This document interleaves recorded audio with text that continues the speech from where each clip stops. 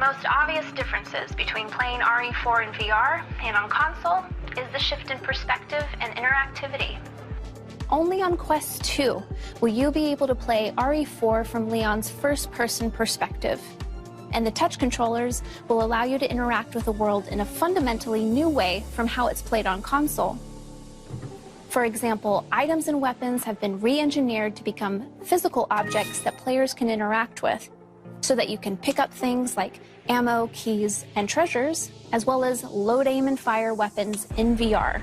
You'll also be able to switch weapons by grabbing them off your body instead of going into a menu. And you can wield separate weapons with each hand. Even RE4's famous menu is no longer a pause screen. It's an interactive tool.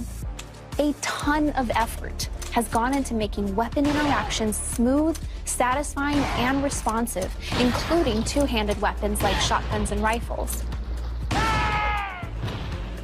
Let's talk about the movement system now. We didn't want the shift from third to first person to change the fundamental way Leon moves or collides with the world. You'll still move in first person by using the analog stick, but Armature has added a full upper body rig on top of Leon's character to combine his movement with the dual-handed interactivity achieved with touch controllers. If you don't want to use the analog stick to move freely, Armature even added support for teleportation, as well as room scale movement so that you can explore the environment with natural motion.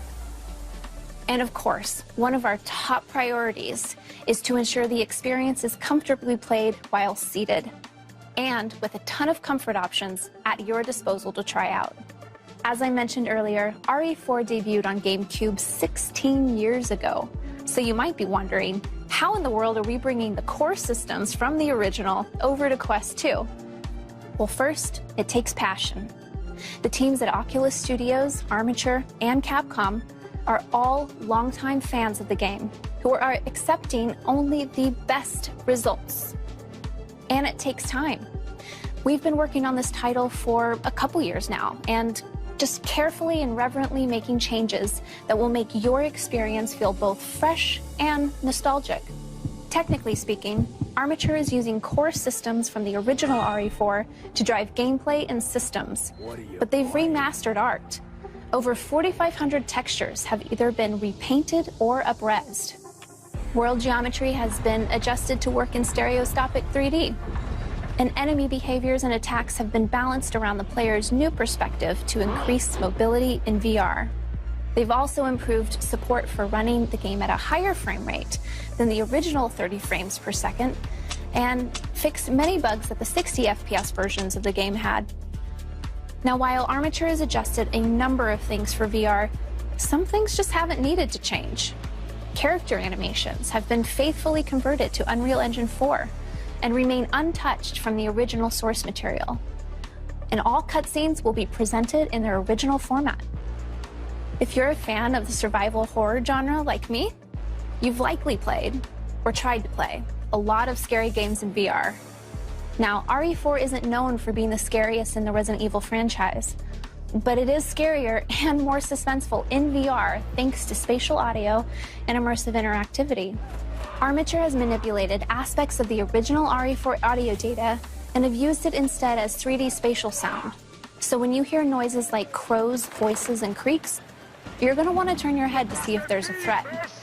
They've also made sure that audio telegraphs from enemies to indicate which direction they're attacking from.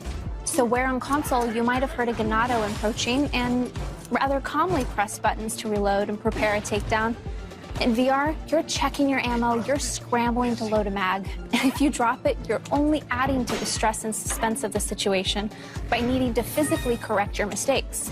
You'll be living in the moment, carefully tracking ammo and inventory, relying on your senses for success more than you've ever done before. I'll leave you with this. A huge part of the RE4 fame was the elaborate cinematics that sell and tell the story. But once you come out of a cinematic in VR and find yourself face to face with the boss, the experience is totally different.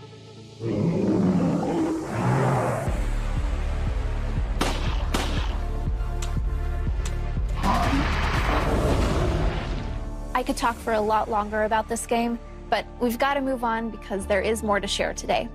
But stay tuned for more Resident Evil 4 updates in the lead up to its launch on Quest 2 later this year.